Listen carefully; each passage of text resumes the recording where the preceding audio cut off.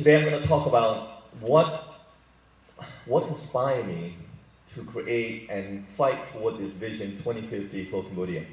And I will summarize really quickly about my background.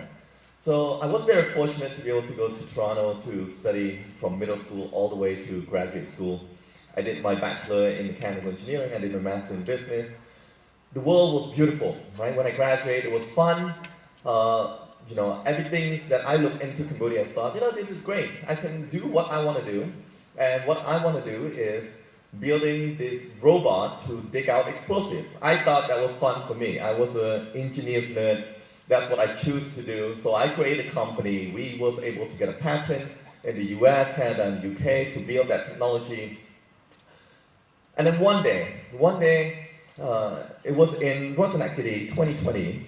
I was out in the jungle, and I was really waking up to sunrise every day. Everything is so beautiful. I was out there doing my work. I left my phone in the village home, and I came back that evening, and I got 20 missed calls from one of my friends. It was in the middle of COVID. It was going toward the end of 2020, where everything was kind of shutting down a little bit. And the missed call was from my friend that owned one of the factories in Cambodia. His factory was doing manufacturing that have machinery from Israel. And his machinery broke down. It actually was producing milk. And that machine is from Israel. And he told me, look, they told him that he has to wait for 6 months for the machines to be fixed, which means all the milk that he already produced have to go spoil because it cannot be processed. And COVID kind of showed me that Cambodia, we are not built on a sustainable system where we are able to maintain our own production and supply chains. And that was the wake-up call for me to say, look, I cannot live in this ignorant world of doing just one thing that I like to do. I have to look at how I can contribute to build Cambodia. And in a way, to be a strong society that we are able to self-sustain, to build the supply chains. And it really go back to one of the reports from the University of Cambridge that said Cambodia 2030 and 2050 vision can only be realized by exploiting the potential of new technology to upgrade and diversify its economy. So that's what kind of led me to create quantum engineering manufacturing, to really develop our own industrial capacity that we're able to support ourselves. And so we're not talking about importing machinery and assembling it here. We're talking about building industrial machinery right in Phnom Penh. And we are able to do so, supporting a lot of manufacturing companies today to do it. And the way we want to do it, we want to focus on the Industrial 4.0. But you have to remember, the requirement for Industrial 4.0 in Cambodia are breaking down to 3 steps. First, we have to build a pipeline, engineering pipeline, and then we have to do the supply chain in Cambodia. The supply chain meaning we have to have the engineers to be able to build machinery, to do repair, to do maintenance, to develop that in order for company to exist. And only then would company would be interested into doing foreign direct investment into Cambodia. Because company like Bosch came to Cambodia before, they studied the supply chain, they studied engineering talent, they said, we cannot open a company here. We don't have enough engineers, we don't have enough supply chain logistics to help support their factory. That's why a lot of the Cambodian direct FDI are focused on government, because the skilled labor is not required to be high. And so there are labor force to actually work those jobs. But remember, if we want to move into high-income country, we cannot just constantly say, look, let's raise minimum wage all the time. Because minimum wage are tied to the value added by the labor. If we want to get higher income, we have to raise the skill level of our labor force. And that was the big issue that we have to discuss. But the problem is this.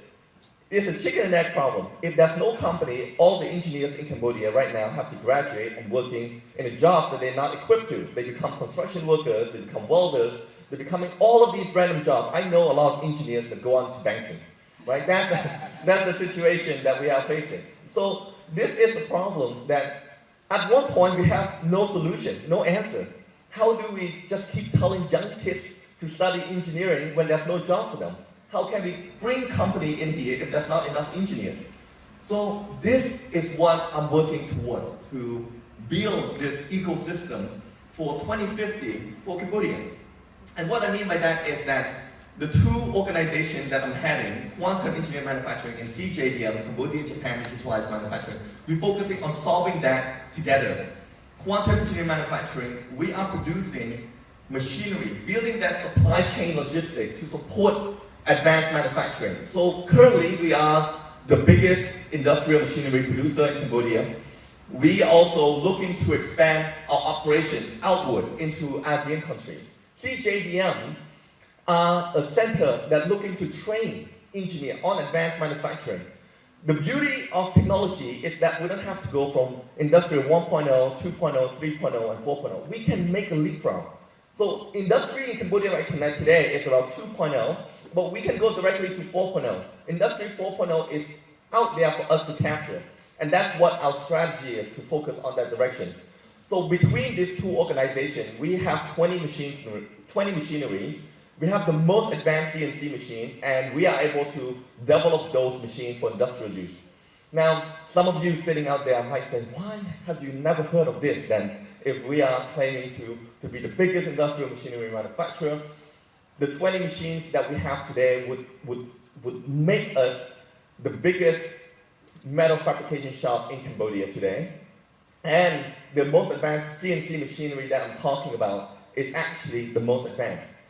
We were able to be blessed with 3 of the top DMG mooring machines. So to give you an equivalent of having the latest Lamborghini right in Phnom Penh. And so that's what we have. And just to highlight one of the machinery, this is a LaserTech 3000 DAD hybrid. This able to 3D print titanium. This is only the second machine actually exists in the world today, the first one being in NASA. This is the scale that we're talking about, the leapfrogging opportunity that we are able to take and make Cambodia to be the manufacturing hub. Now, I want you to pause for a second and think about this.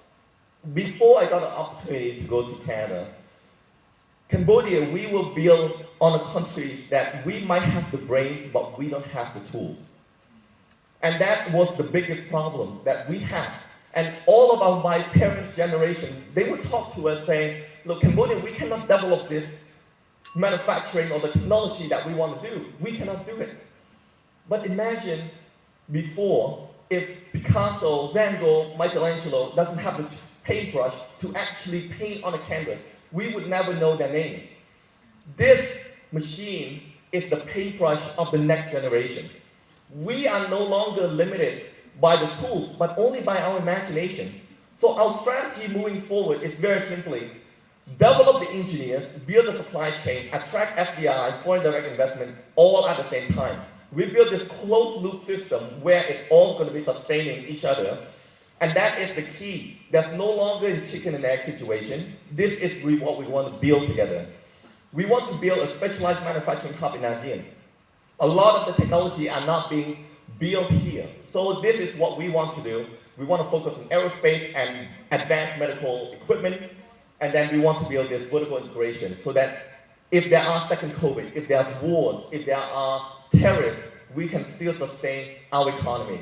Thank you so much. Bye. Thank you.